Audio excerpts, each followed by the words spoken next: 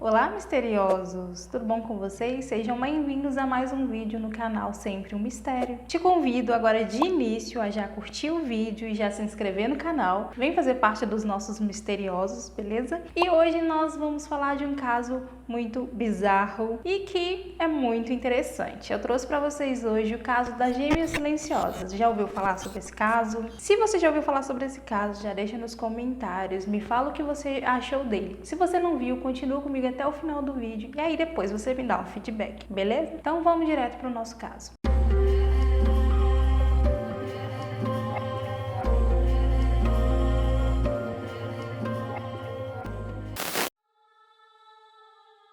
June e Jennifer nasceram em 11 de abril de 1963 na Inglaterra. Elas eram filhas dos imigrantes caribenhos Gloria e Aubrey Gibson. Antes das gêmeas, os pais já tinham outros dois filhos, que nasceram no Caribe. Pouco depois do nascimento das gêmeas, em Barbados, sua família mudou-se para Haverfordwest, no país de Gales. O pai das meninas não era um pai muito presente, ele era um pai mais ausente, tanto com as meninas quanto com a família. Ele achava que naquela época ele tinha que cumprir com o seu papel de pai, que era cuidar da família, trabalhar, dar comida e teto, que era a característica, patriarcal da época. O motivo deles terem se mudado para a Inglaterra foi porque o pai das meninas ele trabalhava como controlador de tráfego aéreo, então isso exigia dele, eles sempre estavam mudando de país. E para não deixar a família para trás, a família sempre o acompanhava. Já sua esposa Glória, ela era dona de casa e todo o trabalho que tinha com os filhos ou com a casa era todo destinado a ela. A Glória, ela não era uma pessoa que tinha muitos amigos e ela também não tinha o apoio do seu próprio marido. Ele era, como eu disse, ele era mais ausente. Quando chegou o dia das gêmeas nascerem, que foi em abril de 63, a June nasceu primeiro, 10 minutos depois a Jennifer nasceu. Mesmo nascendo primeiro, a June ela era visivelmente um pouco mais frágil do que a Jennifer. Ela teve um pouco mais de dificuldade de desenvolvimento do que a Jennifer. A Jennifer sentou primeiro, engatinhou primeiro, já a June foi um pouco mais devagar. A mãe das meninas, ela reparou desde os primeiros meses de vida que elas queriam fazer absolutamente tudo juntas, mesmo tão pequenininhas, ela conseguia reparar. A mãe também, como naquela época, até hoje ainda tem muito disso, tinha aquele costume de colocar as meninas vestidas sempre iguais, assim e tal.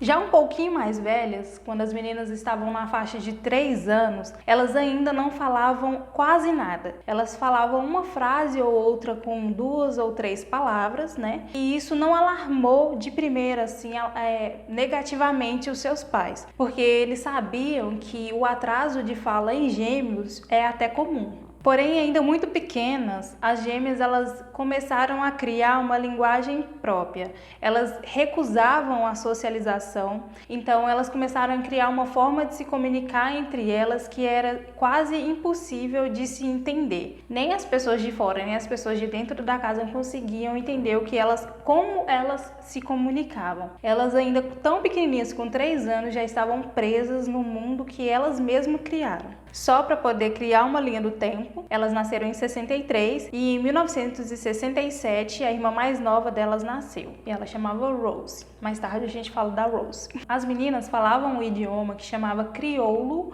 bajan e elas também tinham um probleminha que se chamava fala rápida. Então, misturado com isso e a mistura dos seus códigos, assim, era incompreensível, era impossível qualquer pessoa entender. Como eu disse, nem as pessoas de fora, muito menos os seus pais, que estavam com ela todos os dias, conseguiam entender o que elas falavam. As meninas, elas ficavam o tempo inteiro juntas e, como eu disse, elas criaram uma linguagem própria com códigos e elas se comunicavam o tempo todo com esses códigos. E isso também fazia com que elas tinham criado um mundo, um ambiente, uma questão assim totalmente delas e era impossível penetrar nesse mundo delas. E elas também só brincavam entre elas. Elas tinham irmãos mais velhos, tinha a Rose, que era menor, mas elas só brincavam entre elas até então. Aos 5 anos de idade, as meninas são matriculadas então na escola. A família inteira, Gibson, elas era vista como uma família exótica lá em Haverford West, que é o pequeno povoado do condado de Pembrokeshire.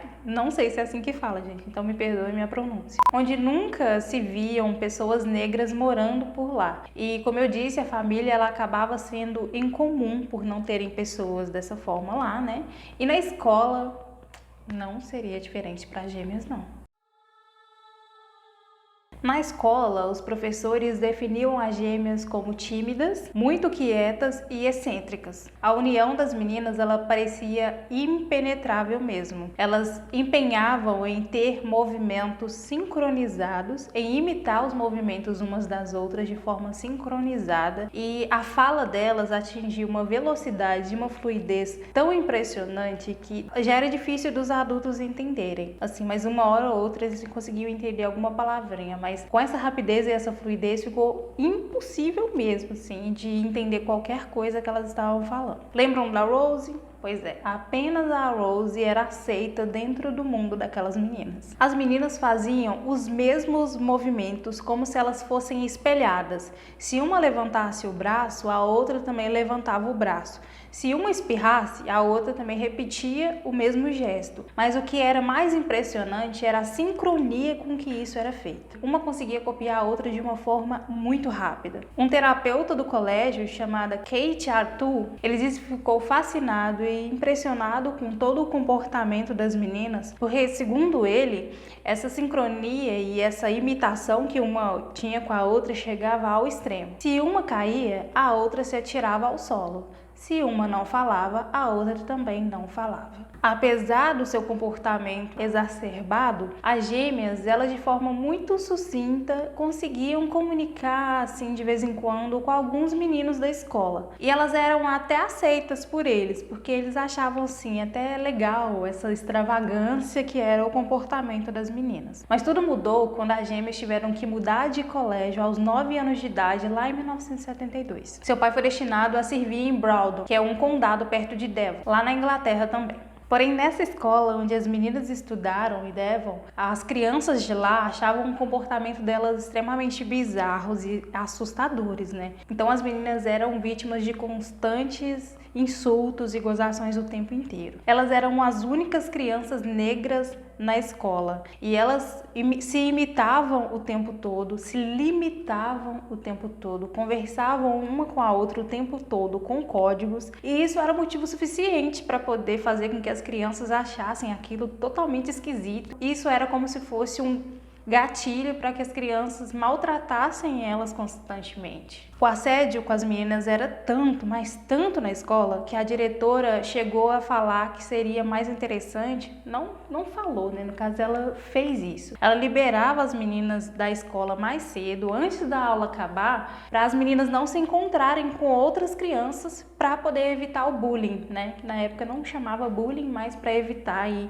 preconceito, gozações, insultos com as meninas. E toda essa questão, essa frustração de não serem aceitas, de serem as únicas meninas negras, serem as estranhas, como se diz, fazia com que elas ficassem cada vez mais ressentidas e presas, mais presas ainda nos seus mundinhos. Na escola, as meninas elas começaram a escrever, porém elas não se sentiam confortáveis em falar, né? Ou ler em voz alta. Um relatório diz que aos 8 anos de idade elas já liam e escreviam fluentemente, mas elas não gostavam de demonstrar isso não. Lá em 1977, as duas meninas passaram por um processo cirúrgico. Elas fizeram uma cirurgia na língua para poder soltar, porque elas tinham a língua presa, só que isso deixou as meninas muito infelizes. Elas não gostaram de ter feito essa cirurgia não, elas ficaram tristes e infelizes. E assim, elas não conversavam nem com o pai, nem com os 2 irmãos mais velhos. A única pessoa que ela conversava na casa mesmo era a Rose, a irmãzinha mais nova delas. E mesmo depois que as meninas fez a cirurgia, o que ficaria um pouco mais fácil, mais prático para entender a linguagem delas, né? Entender o que elas estavam falando,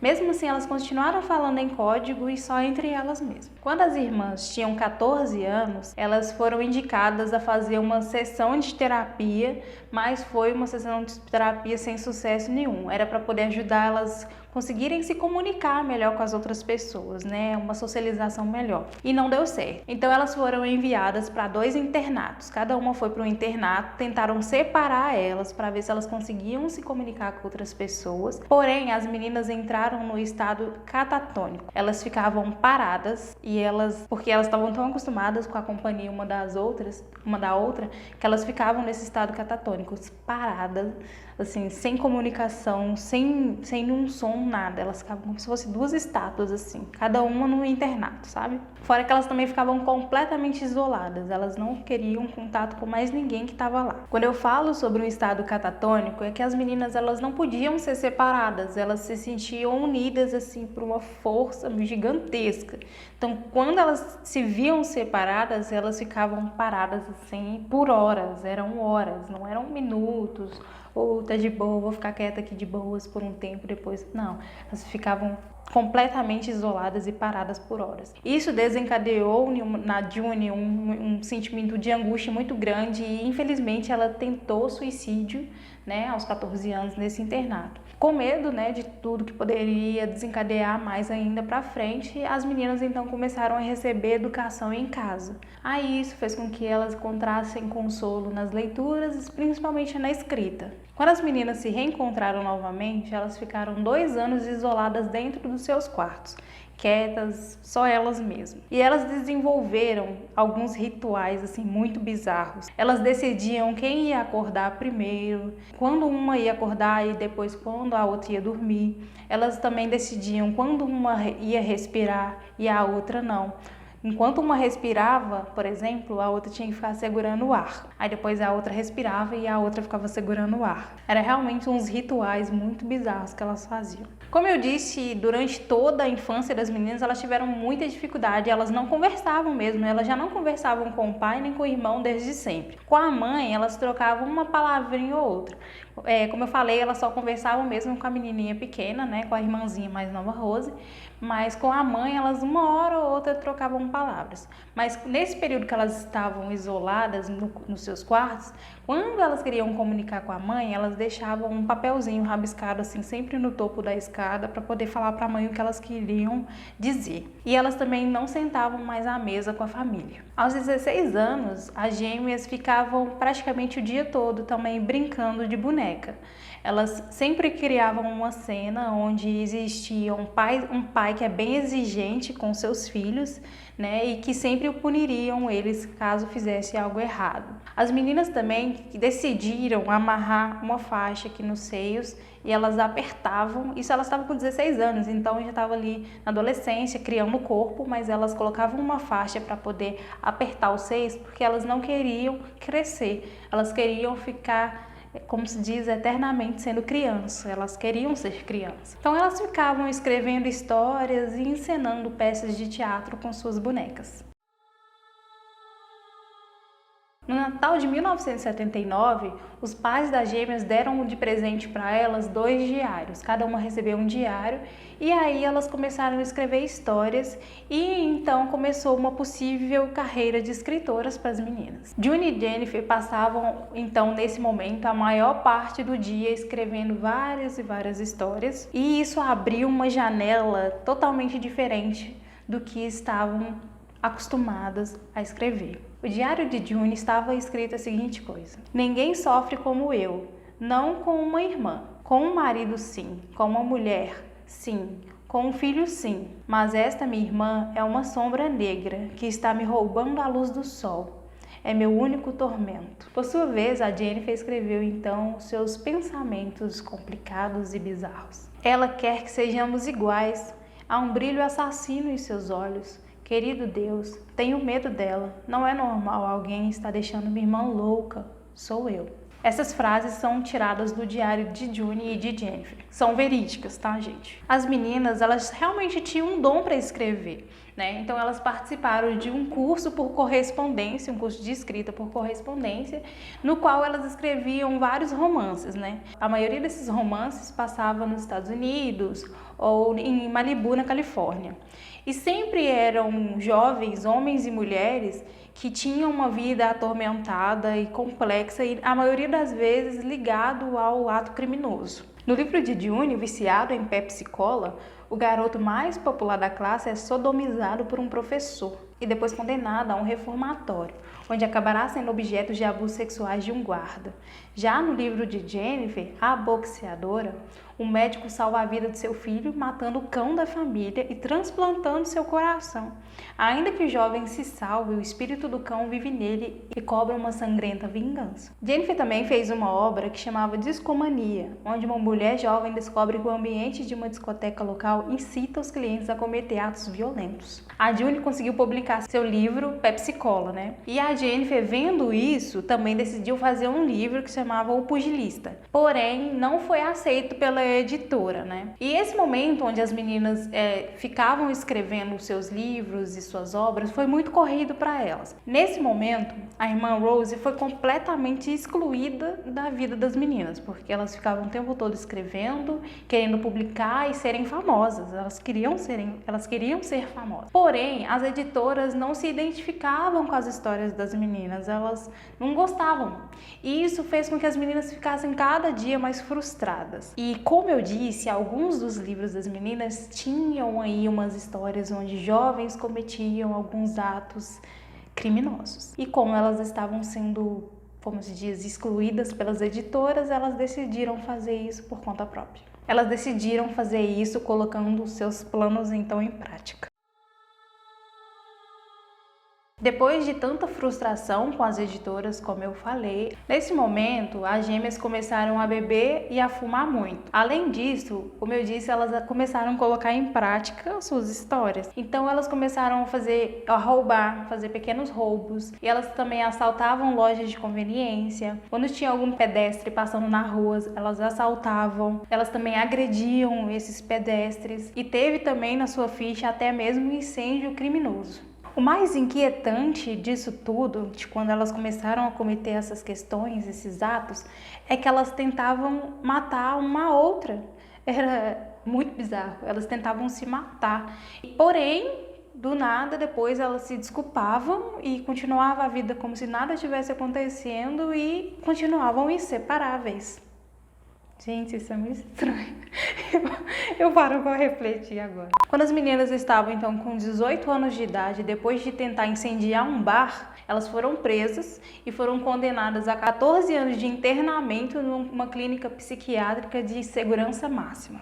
Ao ler a sentença das irmãs, o juiz diz que com as provas que foram apresentadas, elas apresentavam um distúrbio psicopático. Isso fez com que ele as enviassem para então o hospital psiquiátrico chamado Broadmoor, que é, como eu disse, um hospital psiquiátrico de segurança máxima. Então, no dia 18 de junho de 1982, as gêmeas June e Jennifer foram transferidas para o referido hospital. No hospital, as gêmeas ficavam no mesmo pavilhão, porém elas ficavam em quartos separados. Quando elas estavam separadas, elas ficavam desligadas. Como eu disse, elas não gostavam de ficar separadas, não, elas ficavam em estado catatônico. Um médico chegou a falar que as meninas elas eram perturbadas mesmo, eram profundamente perturbadas. Lá dentro elas alternavam a comida. Num dia uma comia e no outro a outra comia. As duas não podiam comer no mesmo dia, não. Apesar da forte ligação que as irmãs tinham, elas viviam no estado de amor e ódio, porque quando elas estavam separadas, elas ficavam desligadas e loucas querendo se ver. Mas quando elas se encontravam, elas queriam se matar, gente. Elas queriam se matar. Então era realmente uma relação de amor e ódio o tempo inteiro. Uma vez, só para vocês terem noção, uma vez a June tentou estrangular a Jennifer com um cabo, outra vez ela tentou jogar a Jennifer dentro de um rio, porém, como eu disse, depois tudo isso passava e elas ficavam super bem. Com o passar dos anos, a saúde mental da Jennifer acabou ficando bastante comprometida, porque ela tomava remédios muito fortes que os médicos davam. Então ela acabou desenvolvendo alguns distúrbios neurológicos. Isso fazia com que ela tivesse movimentos repetitivos e involuntários. E isso fez com que ela e a irmã perdessem completamente o interesse pela escrita, que era uma das coisas que elas mais amavam na vida. As irmãs, elas tinham um pacto que era extremamente bizarro. Elas tinham um acordo que se um dia uma das irmãs morressem, a outra deveria começar a falar, deveria começar uma socialização e deveria viver a vida super bem. Em 1993, elas decidiram que estava na hora de uma delas morrerem, e a Jennifer concordou e decidiu que ela seria a que iria morrer. Em março de 1993, as gêmeas foram transferidas para um hospital de segurança mínima porque elas fizeram alguns exames e os exames foram até bem positivos. Então elas foram transferidas para um hospital de segurança mínima. E elas entraram assim, super felizes, sorrindo na ambulância. Elas estavam a caminho de uma clínica que se chamava Caswell, que é uma clínica que está também no país de Gales. E elas estavam felizes porque elas estavam indo para perto do lugar de origem, né? De onde elas nasceram. No caminho até a clínica, a Jennifer encostou no ombro assim da June e foi tirar, como se fosse tirar um cochilo, né? Encostou. Porém, quando chegou lá na clínica, a Jennifer estava inconsciente. Ela foi atendida, foi para o hospital, chegou a ser atendida no hospital, mas ela infelizmente veio a óbito em 93. E o motivo da morte foi uma súbita inflamação no coração. Os exames não apontaram envenenamento, não apontaram absolutamente nada. E os médicos ainda ficaram confusos, sem saber muito bem o que estava acontecendo, já que foi realmente algo súbito, do nada. O estranho, gente, é porque elas tinham um pacto de que quando uma morresse, a outra tinha que viver feliz. E a Jennifer decidiu que ela ia morrer no ano de 1993. E em 1993 a Jennifer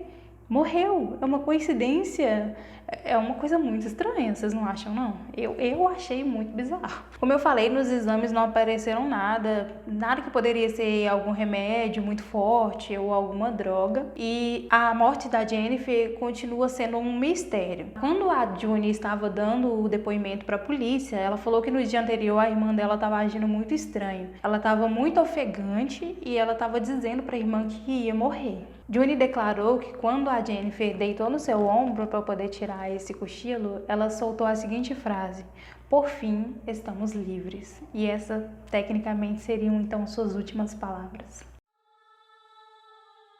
June foi liberada da clínica 1 ano após a morte da sua irmã e hoje em dia ela vive próxima à casa de seus pais. A June não tem uma fala totalmente clara, afinal ela falou apenas com a irmã e em códigos durante 30 anos. Então a fala dela ainda é um pouco diferente. Ela diz: "Estou livre finalmente. Jennifer renunciou à sua vida por mim." Isso é uma frase que a June falou. Atualmente, a June tem 58 anos de idade, ela não precisa mais de tratamento psiquiátrico e ela é muito aceita na comunidade onde ela mora. E ela busca cada dia mais esquecer o seu passado. No ano de 2016, a irmã das gêmeas, Greta, deu uma entrevista onde ela disse que a família ficou profundamente preocupada com o encarceramento das gêmeas, no hospital de segurança máxima. Disse que o hospital negligenciou a saúde de Jennifer e contribuiu para destruir a vida delas. A irmã Greta chegou a querer fazer um processo contra o hospital, porém os pais disseram que não era uma boa ideia, já que isso não traria a filha deles de volta. O caso das irmãs ficou conhecido depois que o jornal The Sunday Times fez uma publicação da história delas. Em seguida, o tabloide britânico The Sun fez um artigo também sobre a vida das meninas, chamado Genius Twist Won't Speak, que significa Gêmeas Geniais Não Querem Falar. Além disso, o canal BBC2 fez um filme de drama chamado The Silent Twist, transmitido lá em 1986, além de um documentário chamado Silent Twist, exibido em 1994 pela BBC One. Bom, gente, devido ao caso, eu fiz de uma forma até um pouco resumida, mas todas as informações que eu trouxe são as informações que a gente realmente encontra na internet. Porém, eu tomei a liberdade de trazer também para vocês mais 3 curiosidades sobre as irmãs Gibson, que são: curiosidade número 1. As gêmeas perderam a virgindade com o mesmo garoto na mesma época. E foi com uma diferença de apenas uma semana. Lembra quando eu falei que elas ficaram 2 anos isoladas no quarto? Então, isso aconteceu nesse mesmo período. E também foi bem quando elas começaram a fumar e a beber muito. Curiosidade número 2. Não muito diferente da maioria dos criminosos por aí, As gêmeas, elas tinham um QI altíssimo. O número em questão não foi liberado e nunca foi publicado, mas quando elas estavam no Hospital Broadmoor, elas fizeram um teste de QI no qual as duas atingiram uma nota altíssima. Curiosidade número 3. Elas escreviam histórias de ficção científica e, embora pareça contraditório, porque elas tinham um estilo de vida um pouco pacato, né? Elas comunicavam somente entre elas, elas tinham um sonho de serem famosas e muito conhecidas. E tanto que na época, quando elas começaram a escrever e uma editora chegou a publicar, elas amavam tirar fotos e elas até começaram a querer cuidar um pouco mais da sua aparência para poder ficarem cada vez mais bonita. É bem contraditório isso, né? Elas tinham um estilo de vida bem contraditório e ao mesmo tempo elas queriam ser famosas e conhecidas pelo mundo. É muito estranho.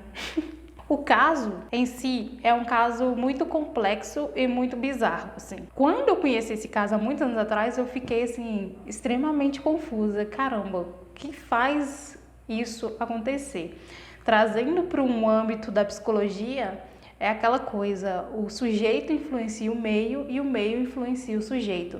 Mas que meio é esse que essas meninas viviam que modificou tanto o pensamento delas, hein? Curioso. Se você tem alguma ideia de algum caso que você quer que eu traga para o canal, que você goste ou que você tem curiosidade mesmo de conhecer, deixa no comentário um caso que eu vou analisar. Se eu já conhecer a história vai ser melhor ainda, se eu não conhecer eu vou ter um prazer de conhecer, tá bom? Espero que tenham gostado dessa história, desse caso e espero você no próximo vídeo, tá bom? E não esquece de assistir o anterior também. Tchau!